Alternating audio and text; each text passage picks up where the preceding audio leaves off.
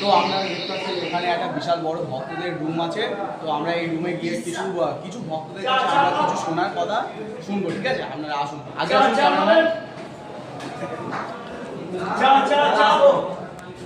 আসবো।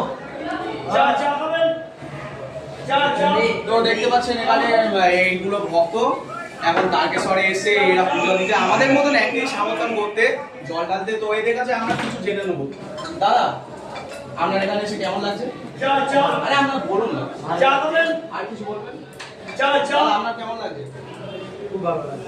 ও, আপনি এখানে কি করতে এসে কিছু বলুন। আচ্ছা, আর কিছু বলার আছে? দাদা কিছু বলবেন? আর কেউ কিছু বলবেন? তো সকলে একবার দিয়ে দাও। ঠিক আছে, তো দাদাদের অসংখ্য ধন্যবাদ। এবার আমরা যাব মন্দির।